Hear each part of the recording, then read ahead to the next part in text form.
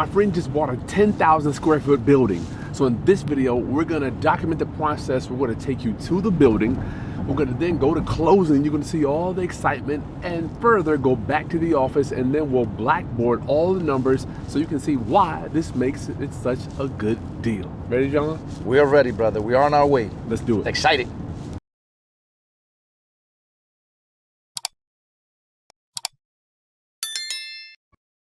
Okay, class, it's Chris Haskins with TheRealEstateRoundup.com. My mission and ministry is to raise your financial literacy through real estate investing and entrepreneurship. So today we're hanging out with my friend John. We're skewing towards this is real estate and both. Both real estate and entrepreneur. As an investor, we're going to take that 10,000 square foot property. We're going to divide it, make it into 2 spaces, and then rent it out to 2 good tenants. It just happens to be that my companies will be those 2 great tenants. Amazing. We love entrepreneurship and we love the America economy, so we can always continue to propel business forward. I love it. John Gomez, and I want y'all to know this is like a new relationship, right? So John and I have not known each other for quite a long time, but it's magical. It feels like we know each other for a long time. We just blend, and it's beautiful. We clicked right from day one. So that's called, y'all. I want you to understand, in life, you're gonna find people that are what we call running mates. Running mates, where you can actually go and run with them as opposed to pulling them or pushing them to success. They will help you. So John is considered what we call a running mate in business. So John, before we get to the building, we're almost there. Tell me about how this thing came. Tell me how this came about. Well, first of all, just like you go, everybody that is in the real estate market, they drive for dollars, right? They go down and they scout the local area. Well, I love commercial because that's where it gives me the biggest return on my investment. So I was driving down and I'm like, wonderful. I am now renting in downtown Portsmouth, a small location, 1,100 square feet. With me and my team, we already have outgrown this, so we feel very tight in there. Mm-hmm. And I'm like, we're paying $2,000 a month for 1,100 square feet. And with all the redevelopment from that the city of Portsmouth is having going down there, and downtown. Straight downtown on the historic center, with all the projects coming up in 10 years, it's gonna be amazing. I wanna be part of that growth. I want my family and my business to also partake because we will grow with it. Okay. So we was just driving for dollars and we saw this building. Used to be a dollar store, 10,000 square feet. They moved down and relocated 4 blocks down. So it was for sale, but I was wondering why nobody ever bid on it. I guess 10,000 square feet was too much. Okay. It takes a serious and intellectual out the box thinker that can make the space work. So not only does it take the right business to do it too. That too. But just based on square footage, if you were just to have some common sense of just dividing the building in 2, separating the electrical panel, separating the AC unit, and just divide it in 2, it's a win-win just on the square footage. Down there, they're starting at $15 a square foot. On the rent. On the rent. And it's only gonna go up as the projects and the development comes in, which is coming in pretty quickly. So I said, let's be bold, let's be unique, and let's be different. Let's be different. Let's be different and unique. Let's put a bid in it. So we were courageous enough to put a bid. So this is the downtown Portsmouth area, John. They are tearing down buildings everywhere down here, brother. I'm just so amazed.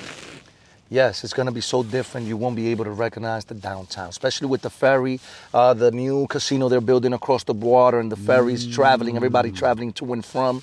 You have 15 churches, about 3 museums, including the Shipyard Museum, which you should visit one time in your lifetime, especially the Children's Museum. They have a lot of activities. So it's like New York living or downtown living. It's the closest you get to New York. Yes, sir. So for me, I'm just ecstatic. I love the people and I love the culture down here, and then the city environment, lifestyle that it brings for business and also for residential. So you said they're turning down a lot of building. They're doing residential on top and commercial on the bottom. And it's a great concept to bring more people together, but also to drive traffic for businesses. So this is downtown Portsmouth, Virginia, y'all. We're going to show you as we drive in here. So we was driving for dollars, saw it for sale, and we said, man, what an opportunity. In the heart of the historic downtown center with everything that's coming on, let's definitely go forward and put a bid. The space is definitely gonna be too big for us right now for our operation, but we can always grow into it. So now it gives us the ability for our mental health company, Family Care and Health Keepers, to also add on other services, bring more revenue. But the biggest piece here is the exposure that commercial unit is gonna give to us. Okay, the exposure on front with the main boulevard is gonna put our name out there, having all those pedestrians walk and be able to see and recognize our brand, our logo, and our name. So which street is this, John? This is High Street. This is the center and the heart of it all. That white building is worth around $1.2 million, or maybe the $2.2 million. And it has a lot of female empowerment opportunities where they do on that center. This right here is the dollar store, the old dollar store, which we actually now own. This is your subject property. Yep, and then right next to it is Roger Brown's. Something recently happened with Roger Brown's, John. Yes, the Roger Browns had their final night yesterday and the Super Bowl today, and then they're closed. It's sold and they're gonna get it closed up. This is the Children's Museum right now. Look at this. The Portsmouth Welcome Center. And then down the block is the ferries where everybody catch over to cross over to Norfolk. You can catch a ferry from here to downtown Norfolk and the baseball field. Correct. That's crazy. And our office is right across the street. This is your old office here where you're here now, but you'll be moving. We will be moving. Man, this is so nice. This is downtown Portsmouth, y'all.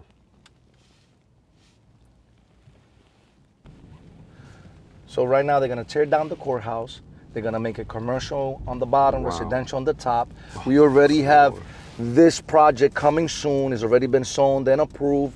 They're just getting the final details together. So again, Harbor Vista, all residential. Oh my gosh. You got the walking distance to the amphitheater. Yep. And also they got the boats down there. That's What is right, the marina? The marina, that's right. Yes. I believe they are moving over to the black building, the city courthouse, Okay. right over here, and then they're gonna tear that one down also and redevelop it. This is waterfront property. I don't know why why the hell would they put the courthouse on the waterfront, John? Well, maybe 20 years ago that was the best thing to do. It was out the way and What? it was convenience, I guess. But waterfront is waterfront, no matter the ages. I mean, you got primetime real estate on the government, which is not going to pay top dollar. Well, This is your current building here. yes, we're gonna your park current right here and office. walk to the Subject 2 building. Little cold today. What is the temperature here today? So, John, downtown Portsmouth has been your base. Why Portsmouth, by the way? First of all, I believe in it so much. I moved my family here. We live here. We make money here. So Portsmouth have just treated us well. Why not Portsmouth? It has everything going on for itself. I'm not mad at it. I just was curious. I know Portsmouth has, for me, for a rental property, has the highest tax bracket. You pay the most real estate taxes, but they don't give you anything. Yes, but I don't look at it as that as an investor. You got to look at cost. what they can, what Portsmouth can provide on a long term as an investor, right? Yeah. So it's just amazing. I fell in love with the people. I fell in love with also the economics that the business it does here. It does well, man. You take care of Portsmouth, Portsmouth will take care of you. I'm not mad at that. I want to guess why I'm here, y'all. I'm here to get to know Portsmouth a little bit better. One of the things for me is it assesses my real estate super high. It doesn't really give me anything in return. Look, each city have their point. Each city has their Right now, issues. you want to anchor on the real estate taxes because it's not only you, Chris. It's everybody that we talk to. Oh, Portsmouth have the highest real estate tax. They do. Which they do. It is a known fact. But also, Portsmouth can be beneficial as an investor if you look outside the box. It's untapped. It is on top because of this. I have purchased a couple of residential properties in Portsmouth, and really, even though we don't want to say or we don't want to count our pockets, but Portsmouth have made me the most money, even have I invested out of Norfolk, Virginia Beach, or Chesapeake. Got it. As you look out from a long-term view. I've seen what you have done. That's why I can't wait to share so many other things that you're already doing. We'll document that too. This is just the stuff. That's why I love working with John We're just documenting. We do not have time to sit down and teach you lessons and theory and conjecture of what you could do or what can be done. This is what John is doing right now. Okay. And the most important thing for me is location, location, location. This is my fourth commercial property or commercial building. I'm in on the next. The last one we did, it was in Victory Boulevard. I don't want to say it, but it made me over $1.2 million, and that's just me myself. My partner also made the same thing. The casino came right over. We have a 6-unit commercial property or commercial plaza, and we just loving it. Why not? It happened once. The magic is gonna repeat again over here on the boardwalk. Show them where we're walking to, Till, as we walk up. So, John, tell me what you see when you walk up here. I see the future. I imagine lots of residential on top and lots of commercial. The commerce over here is only gonna grow. The revenue by these customers that are gonna be walking over here, going to the museum, all the festivals that the city of Portsmouth throws every year. I see future growth, future potential. I can invite anybody to invest and buy here. This is the economic center of Portsmouth. Why not be part of it? John, one of the things, hey, that's one of your trucks. And that's one of my trucks. That's one of, what was that, John? Well, I'm sorry, repeat the question. What was that we just saw? Well, you just saw one of my mental health vans right now. Okay. So she is my aunt, but she many. also, one of our many vehicles in our fleet. But that particular lady is my aunt. But she also is a great hard worker. She has her own company, and they were just here measuring the square footage so they can do the floor. So this is Roger Brown's. This is the staple of Portsmouth, and your building is right next door. Correct. Wow. When I saw what they were asking for the price, I said, wow, they must have made an error. Because right here, $2.2 million, city assessed, next to another 2.2, you can show them that one over there, Taylor. And we're right in the middle, and they were asking $850 for it. So I said, something here gotta be wrong. This thing just smells and talks money to me. There's potential upside here. Well, John, I mean, isn't that how real estate is? One person can't take it to its highest and best use, and the next person can. I mean, I've sold them. I've done Yes, stuff and with some people are just blind to it. I mean, you have to be able to recognize the potential growth and the return on your investment. And that's what I have seen here. If these two buildings are beyond 2.2, this at least got to be 1.2 as is. And we was proven correctly because when we got our insurance, they value the replacement value of this building at least at 1.2. Yeah. So now we're gonna go in the property. Let's do this. Let me see if we can. What do you think, Taylor? Is this amazing? It doesn't feel like a lot to you because it's just John and me. Yes. You know? But this is the exciting part. Come on in. Give him a nice Come run pan in from and the welcome corner. to 326 High Street. Go in the corner over there, Taylor. Give him a pan. Back here. You see the whole thing. John, to the untrained eye, John, this looks like a open space. It looks like you can go ahead and pause it. We are Untrained eye. John, to the untrained eye, which is mine. So on residential, I can walk in like that townhouse I took you to. I could see everything beyond what it actually is. Correct. But this here, I'm not trained, so to the untrained eye, this just looks like a box. Basically, what you're telling me is give them the investor bird's eye view of what you see when you walk in commercial real estate. All right? Okay. What are if you see these 4 elements, please buy. So first of all, we're on a concrete slab. So if you remove these tiles, those are gonna be concrete slab. There is no, like a home that you have the subfloor. Right, the crawl space. So that's number 1. Number 2, when I see that you remove these drop ceilings and you see that metal membrane, it's not wood, it's not stucco, it's just that metal membrane, and the metal membrane looks good. No rust, no nothing. Even if it was rusted, we can still cure it. That's my second 2 things that I like.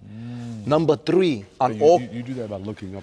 Well, yes. Well, we have some spaces here where you'll see the bare metal, and based on that, I also grab my ladder. You know, you get even the guy that appraises it also does and inspects the roof, and just like any home, but they do it for the commercial property.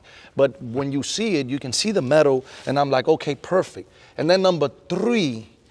Let's say like my little pet peeves that I need to see is the cinder block on the main outside wall of the structure. If it's cinder block, that old hard cinder block, that automatically clicks 3 of my boxes. And cinder block. What's the point on cinder block? Because your structure is not wooden, and it's a greater investment. Your investment is more protected by cinder block. Me coming from the aisles, I was gonna say that. That's how we construct. We don't construct I was gonna wood. ask about that. People think when you bring a person from the island over here, they'd be like, "Oh, you live on the fake homes. They're like all wood and plastic." And I'm embarrassed. you cannot deny that. But we're here now, so I love to see cinder blocks on the outside wall of the structure, good cement, right? And also that metal membrane is amazing. So y'all, if you don't understand or if you don't know, I traveled to John's property in the Dominican Republic. What we'll do is we'll go ahead and put that video right there if you want to see it. But I didn't know that they make the houses out of cement there, which is an extremely better product. And in America, I don't know why we make them out of wood. We just make it, and they can be eaten up by termites. Yes, sir. And then the 4th box, right, on my 4th checkpoint is location, location, location. Here, this is a great location right in the heart of downtown historic Portsmouth. Plus also, what is the future outlook of the city zoning planning for the next 10 years? And when you notice and you study the city plans, you see a lot of redevelopment, a lot of economic growth. Why not stage or position yourself in the trajectory where the money and the growth is at? You can be in the oil field. Yeah, you can be killing yourself to try to make $2 or try to make your investment a success outside of the scope. But if you just position yourself in the trajectory of that train. Easy to strike. My mentor says it's easy to find oil if you dig in an oil field. Correct. So right here we have, which is not lit yet, we have about 150 square foot, 2 floors. We're gonna make that into an apartment. Office spaces back here, and on top we'll make it into an apartment so it can be our crisis and stabilization apartment to stabilize patients that are going through some type of crisis. Man, that camera is sick. So John, real quick, what's your idea about, anything else you wanted to say before we go? Well, as an investor, the first thing away from my companies is we're gonna split this space in 2. Okay. So it's 10,100. We're gonna make one side 5,100 square feet. The other side is gonna be 5,000 square feet, which you can see this plus what's behind the wall. Okay. So as an investor, a commercial investor, that is what we're doing. We're gonna do the front glass panel with the door entry, and separate the electrical panel, separate the AC units. So once we do that investment, which is very minimum, we can start listing this thing for $15 a square feet.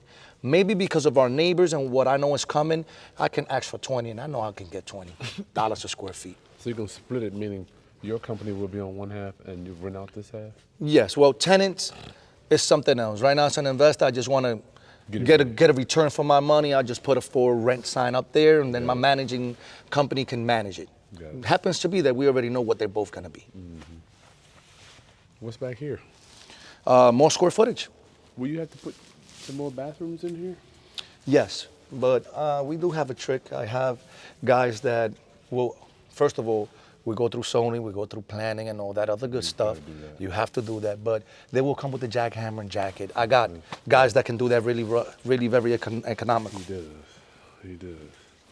So this is just false wall here. Yeah, it's just false wall storage space. Okay, cool. We got 2 bathrooms back here, his and hers, and then the office where they used to run this whole dollar store from. Okay. But there's 2 bathrooms here. Wow. This is a great opportunity. And real quick before we leave, you could just show us the floor plan.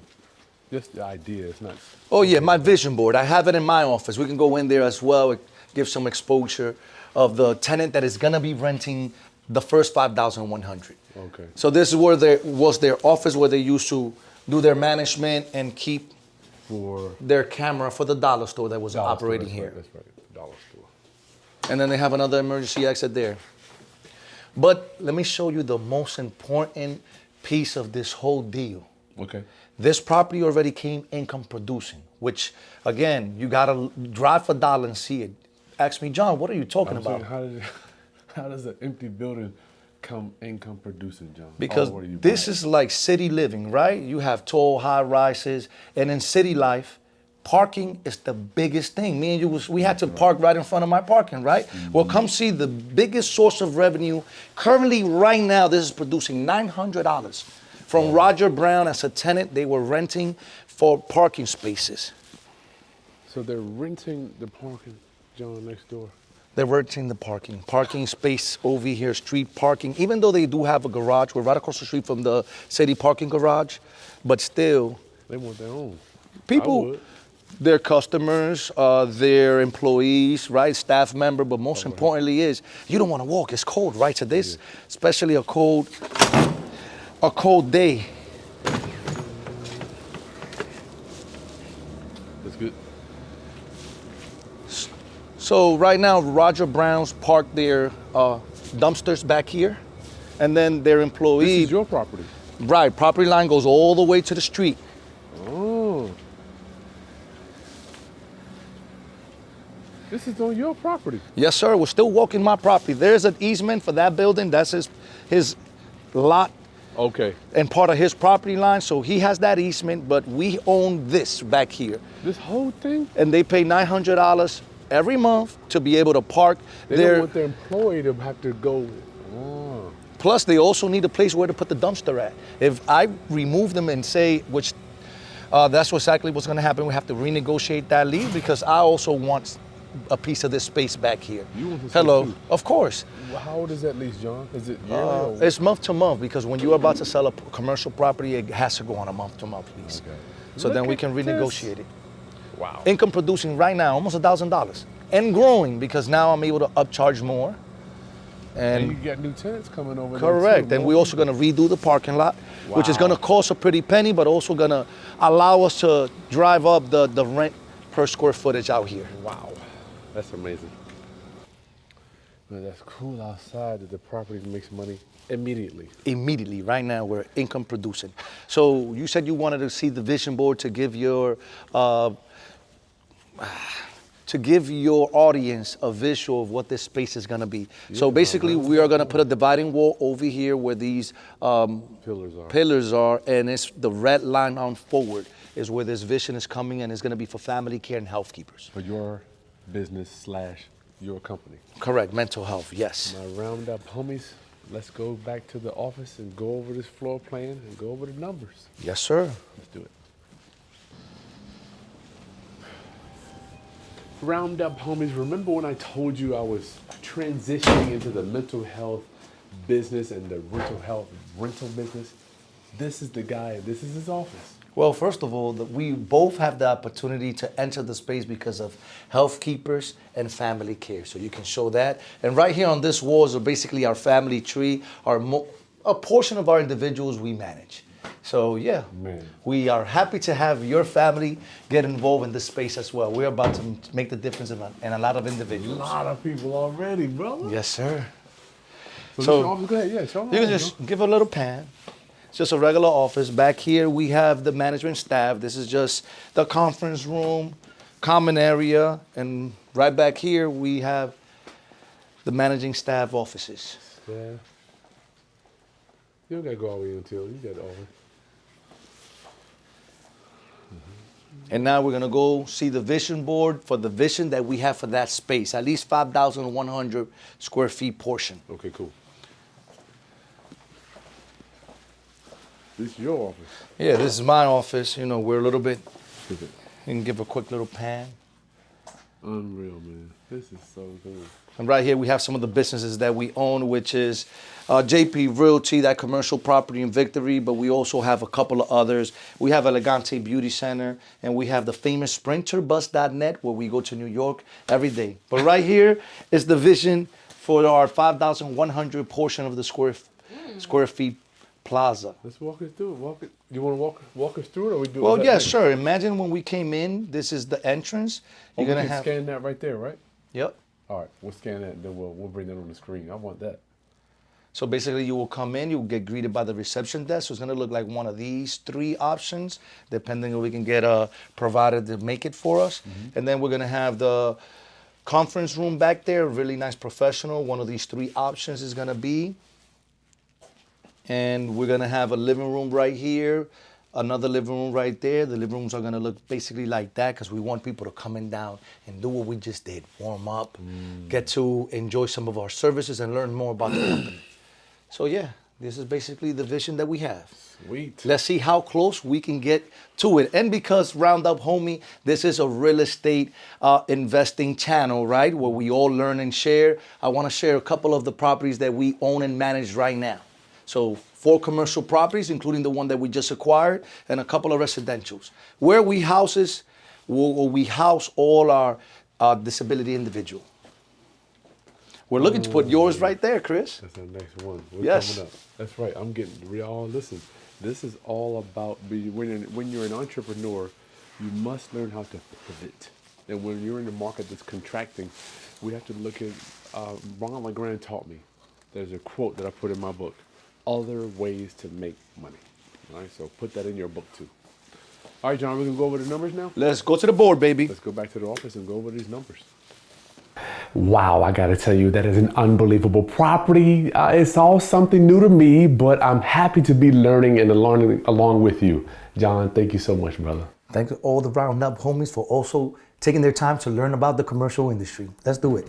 So we're gonna go over these numbers so you understand exactly how John was able to put this thing together. Now, you didn't know this, which we wanna make sure you understand, he had a deal put together right to go to closing, but it blew up before closing. So you're gonna see us break down his first deal and then the second deal that he actually was able to get to closing. Is that okay? That is okay. All right, cool. So let's do this. So we're talking about a commercial acquisition here, right? Now this deal here was a long-term financing.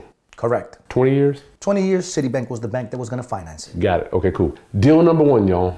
List price $850,000. Purchase price $814. Correct. Good negotiation there to get it to that price. $814. Down payment, John had to bring to make this one work, $163,000. Closing costs, all the mess that's going to be built in on the HUD and all the fees and all the transaction origination stuff, $20,000. Okay. Now appraisal fee on residential is $500. Commercial, I still think that's cheap, John. $1,500. That is cheap. I got lucky. We got hooked up within the vine. So yes, it was a hookup. Got it. So this is usually $2,500 from what I've seen. It is. SBA fee, John, $20,000. Can you tell us a little bit about that? Well, when a loan is backed up by the SBA, I call it like an insurance policy. If you stumble or messed up, the bank will go to the SBA and they get paid completely. That becomes the SBA problem. So for that SBA insurance, which is what I call it, it was going to be $20,000. It's almost like private mortgage insurance on another loan? Similar to that, but now this is the federal government backing it. Got it. So, but you pay for it. Of course. Okay. America works beautiful. So, earnest money deposit, $5,000. That's out of his pocket. All right. So all of John's fees to close this deal, y'all, added up to $210,000. Now, what was going to happen, which John was trying to do, was to get a new loan to close this one for $604,000. So that's 604 plus 210 equals the total purchase price of $814. Now that loan at 604 at 13% APR, annual percentage rate. You gotta understand annual percentage rate. That means every year it would pay 13%. Monthly payment interest only would have been $6,500 roughly. Now, John, break down, because we're done with this one, break down what happened with this deal. Well, Citibank was also going to require a couple of extra pet peeves that they threw on the contract. First of all, they wanted to ensure that we had, because it was an empty shell. It's not for everybody cup of tea, so they just wanted, they wanted to ensure their loan property. So they wanted to make sure that the use purposes that I was going to have was going to be approved by the city. So they wanted city permits to be approved.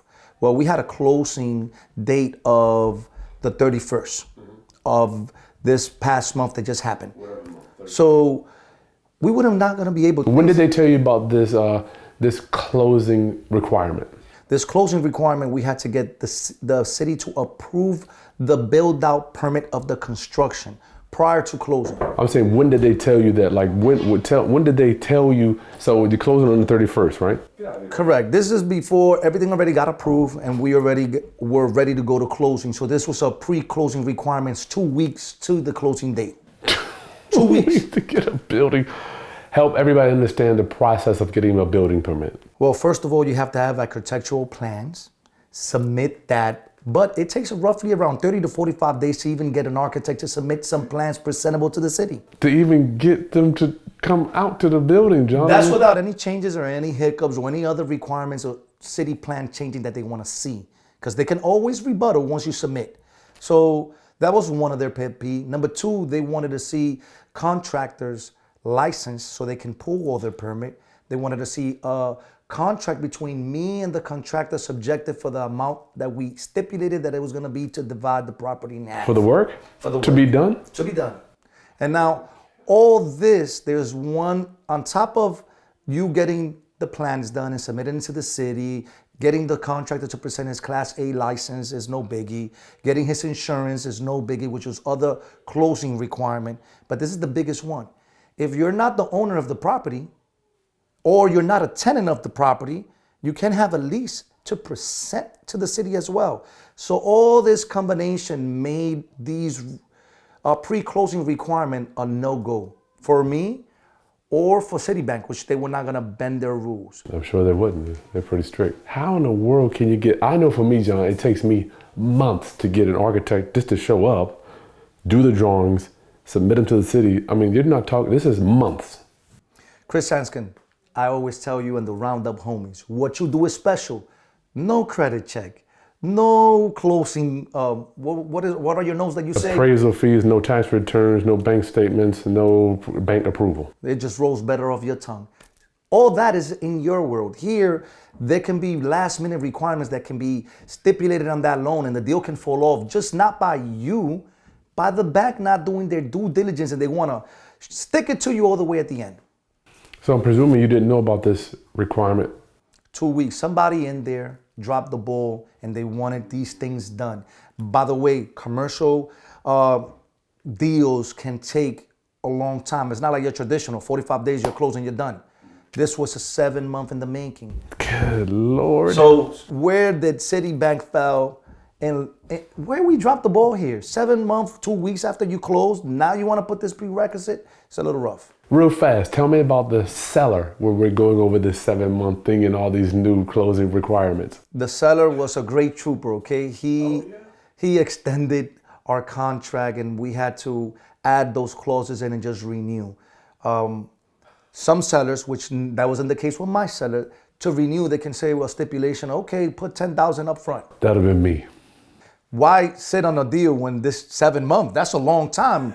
All this uncertainty on both ends, because one part of this is we are all investors and entrepreneurs, but the stress we have to deal with, the sleepless night. That's why I'd rather call Chris Hanskin. Chris Hanskin, let's do a subject to. Let's do anything on your portfolio. No credit check. roll it with me, please. One more time for the round. No credit check, no bank statements, no appraisal, no tax return. You have to turn those in. No bank qualifying. And no last minute prerequisite to close. Yeah, you are the prerequisite. There you go. All right, so when that stuff popped up, John, tell me what happened with this deal. The bank retrieved. I couldn't complete or submit to their prerequisite to close. So there's no way, feasible, impossible, I can make it happen. So they said, no problem, John, we're just gonna deny this loan and move forward. They returned my deposit, and really everything got moved over to the new deal. So Roundup homies, in commercial real estate is you have to have and be a shark and have good relationships to make it through. In less than 2 weeks, we went now to deal number 2. Now, John's ARV on this one, y'all, is still question marks because what he would do might not be what another investor would do, right? What he's gonna do, which we're gonna get to that in a few moments. Wow. Oh no, we already did that. We covered that. We covered what you're gonna do to it. What John is doing is raising the value tremendously, and for both of those buildings on both sides. But that might not be for every entrepreneur. Okay, so this deal is dead. Now John is sitting here. When John told me that they asked for those requirements, the first thing I said, I'll ask John, what is the first thing I told you when they said they wanted to do an architect drawings and permit? What did I say? You said, this thing is dead in the water. You can't, it's physically impossible. I said, thank you for confirming and reaffirming what I already knew. I thought it was me, y'all. Yo, when John told me you want this, I'm like, that's 3 months. That's tough. So, and he already knew it, but John is stubborn, as most entrepreneurs. He was trying to get it done. So this deal is done. So now we're moved over here. We switched gears, what John did. Now, this is a short-term deal. Now, this is something that John is using and deploying called a bridge loan. John, you want to tell him what your interpretation of a bridge loan is? Well, I might not have the proper interpretation, but a bridge loan is short-term financing to get you. The beautiful thing about the bridge loan that I like, it allows us to control the property, get access to the property and take possession. You got it. It's yours. So now you can buy yourself some short-term time so that you can get a long-term deal happening, or you can come up with some creative finance and just finish closing out that lender. Yep, good. Okay, so deal number 2, let's get into this. Purchase price still $814. Down payment, that's what's going to be changing here. John, as opposed to bringing $163, now he's got to go deep and bring $332,500 down. Wow, that's a big difference, y'all. Closing costs $13,000. That's what it costs to close it. Appraisal, he's already got that. You know, I guess we could have brought that over there, but he already had an appraisal, so he didn't have to pay for another one. Lender fees, they kind of work like the SBA fees, but these lender fees, tell us about your lender fees, John. Tell us about who is the new lender, or tell us about. We're not going to disclose because we don't want to put him out there. Don't just say it. Is it a person? Is it a corporation? Is it It's a another person bank? through an entity like a corporation. Another entity. Right. So the lender fee is a one-time fee for him extending the credit in such a short time of frame, closing in 2 weeks. That was beautiful. That was amazing, and not a lot of people can do it and are willing to do that. Yes, sir. You always want to protect your money to the best of your interests. And it looks like he is. So the lender's getting $13,000 right up front at closing. EMD, which he already has out, $5,000. Now, this is all the fees John has out and expenses to get this thing closed. He brought $364,000 to closing. Okay. Now, he has a new loan. Remember the old loan, $604,000. New loan, $450,000. Okay, 13% APR, same thing. And the payment is $4,875 a month. So you can see how these two deals kind of look. They look extremely different. But being an entrepreneur, John, what is amazing about you is you have to pivot. Just like I'm pivoting into the mental health business with you. You have to pivot. Okay, if that deal doesn't work, I gotta be honest. I had no idea that this deal would come together when he told me all the problems he was running into. So, John, you want to talk a little bit about this one?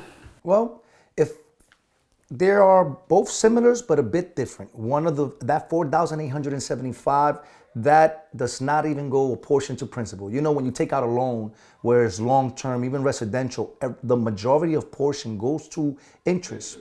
So you got to think outside the box. The $487.75, because this is a bridge loan, is all going straight to interest.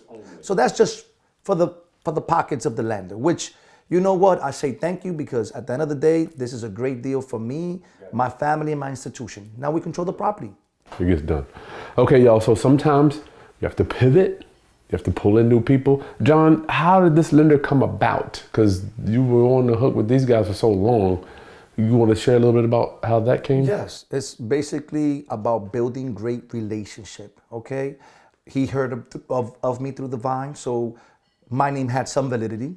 So he was able to see what we was doing, see the building, see the trajectory of the city planning. He has an office also in downtown, but he don't want to get stuck with this building. So that's why this bridge loan vehicle worked best for both of us. Just happy that we can make it through. I actually bridge both of us together. Loan broker. Yes, sir. Got it. Okay.